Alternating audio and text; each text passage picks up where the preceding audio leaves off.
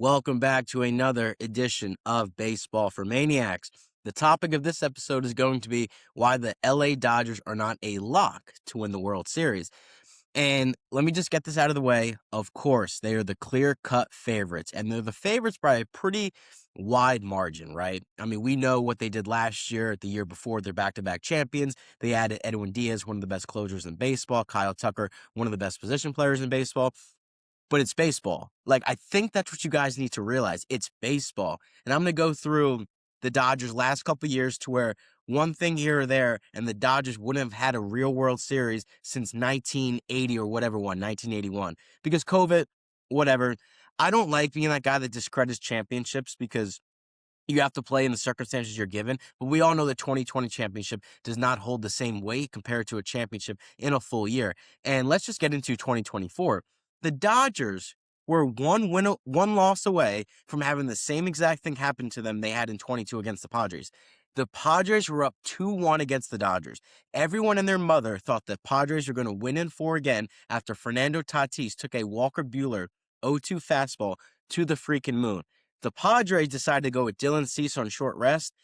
Dylan Cease sucks. Like, he's a good starting pitcher, but in the playoffs, when you only have 2 pitches, especially with a lineup as stacked as the Dodgers, they're eventually going to get to you. And they got to him in game 1 because the Dodgers won game 1. Ohtani hit that 3-run bomb off Dylan Cease. So I don't really like that decision with the Padres going with Dylan Cease on short rest in game 4. And then game 5, the bats just went away because Yu Darvish pitched great against them. So in 24, after they got Ohtani, after they got Yamamoto, they were still 1 win away from losing in the first round again.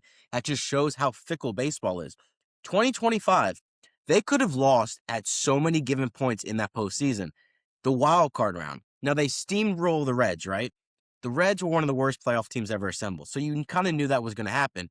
But you're telling me the Dodgers weren't a little scared in game 1 when Hunter Green was on the mound? If Hunter Green locked in and dominated the Dodgers and they win game 1, all the pressure goes on to LA to where it's the playoffs. A 3-game wildcard series is so unpredictable to where anything could have happened. And let's get into the division series with my beloved Phils. Now, before I get into it, the Dodgers beat us. The Dodgers were the better team. I'm not making any excuses. I'm just showing you how close it was to where one move here or there could have made a difference in the series. It didn't. The Dodgers won. But this is to show the point of the playoffs, and no matter how stacked your team is, no matter how many good players, no matter how much money you're spending on your team, it is baseball. Game 1. Sending David Robertson out for the 7th inning after he got a huge out in the 6th inning was one of the worst managerial moves in Major League Baseball history. The Phillies had 5 days off. They had a fully rested bullpen, and Ranger Suarez was available in game 1. And Topper went to David Robertson. Genuinely insane. What does he do? He lets the first 2 guys on. Then Matt Strom gets put in a tough situation. Gets 2 outs, and then Teoscar Hernandez comes up. Hits the bomb. That game, if Rob Thompson makes better decisions, we probably win that game 1 and probably win the series. Again, it didn't happen, but just shows you how close it could have been. Excuse me. And then game 2, the bunt. Genuinely insane that he sent Bryson Stott up there to bunt against a lefty when we know Bryson Stott has had not only success in the playoffs, big hits, success against lefties, the grand slam in Miami or against Miami. So that was just unbelievable. And then game 4. Game 4, I will never forget because there's so many instances where the Phillies just could have won the game. The missed 2-2 pitch in game 4, Christopher Sanchez against Alex Call. It's going to sound like I'm making excuses, but that pitch changed everything. If Christopher Sanchez gets that call, and it was a strike, thank God ABS is implemented now, it was a strike. And the whole inning changes because now there's 2 outs, and then Sanchez was at 91 pitches. So theoretically, he finishes the inning, and then Duran comes in for 2 innings. That was always the game plan. Sanchez for 7, Duran for 2, get it back to Philadelphia. And if the game gets back to Philadelphia, the Phillies are winning that series. And then the Orion Kerkering throw. I'm an Orion Kerkering supporter, right? I think you can't judge one pitcher on one play. And it wasn't even, theoretically, he did his job. He got Pages to ground out to him. He just had a mental lapse. But if he makes that play, it's going to the 12th, and guess who's coming in? Blake Trident. we lit him up in game 1 or game 2. We were going to light him up in game 4, and it was going back to Philadelphia. To where it's like, again, the Dodgers beat us. The Dodgers were the better team. They made more plays. They had more clutch hits. They deserved to win that series. But a couple things here and there, and the Dodgers are not back-to-back World Series champions. And then they steamrolled the Brewers. Obviously, the Brewers suck in the playoffs. The Blue Jays. The Blue Jays had every chance to win that World Series. And then the whole discussion going into the year before the lockout changes. Game 6, the ball gets stuck in the padding. Again, the rule in Major League Baseball is called correctly. It is a dead ball. But if that ball doesn't get stuck in the padding, which is such a obscure event to happen, the Blue Jays probably win that game and they win the World Series in 6. Nevertheless, that happened. Game 7. If Miguel Rojas doesn't hit a hanging slider by Jeff Hoffman, the Blue Jays win the World Series because Hoffman got Ohtani out. Like, Miguel Rojas?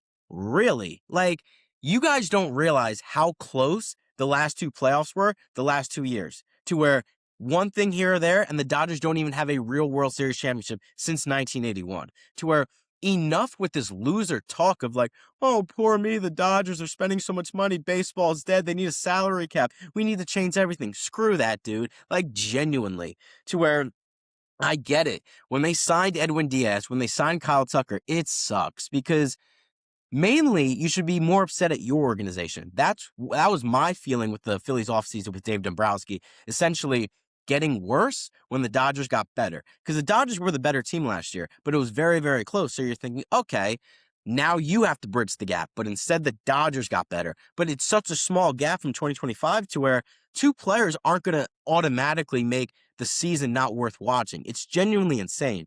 And then let's get into the comparison of the team that the Dodgers are most representative of now compared to the last dynasty in baseball, the New York Yankees. The New York Yankees are doing exactly what the Dodgers are doing exactly what the Yankees did back in the 1990s, early 2000s. They were spending more than almost everybody, and it was just infuriating to watch for fans at that time. But let's get into the series that they lost, because they didn't just rattle off like 5-6 straight World Series. Granted, they won 3 or 4, but in 2001, and I'm going to put the payroll comparison of the team that beat the Yankees. And it might be a little bit closer, but you got to think of percentages. Like, if 20 million more in 2001, you got to think how much more that is in relative to this year, because inflation and everything. The Yankees lost to the Diamondbacks, and the Yankees had a $110 million payroll. Arizona had an $81 million payroll.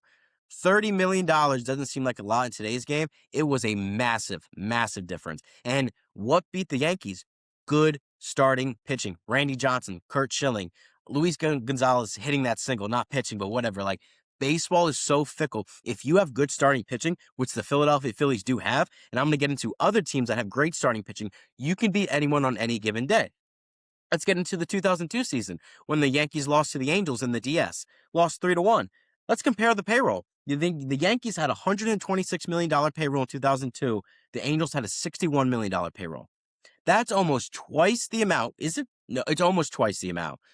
I'm not really good at math. Oh, it's more than twice the amount because 60 times 2, 120, 122, 126. So the Yankees had double the payroll and they still lost. To where, like, save me the crap, like, of the Dodgers this, the Dodgers that. And again, they are the clear-cut favorites, just as the Yankees were every single year in the 90s and early 2000s.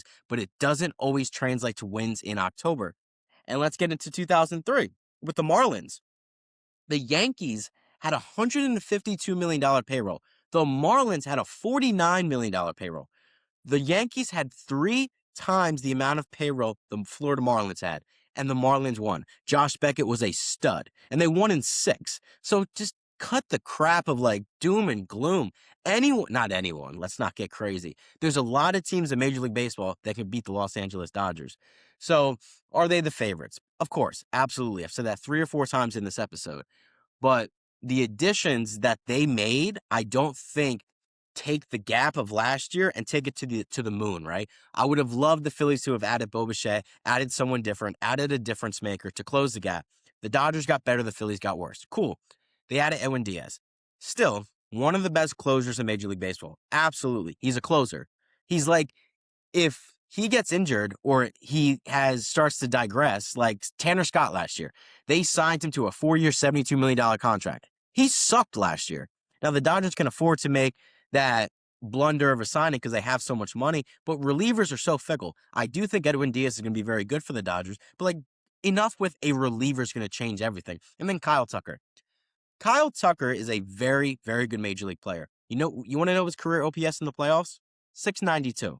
That's not a star. Now, that's not to say Kyle Tucker is not going to be more successful with the Dodgers due to the hitters around him, but when Kyle Tucker was with the Astros, he had a lot of protection. Altuve, Correa, Yordan Alvarez, Michael Brantley, to where it's like, Kyle Tucker, he doesn't scare me in October. He's a very good player.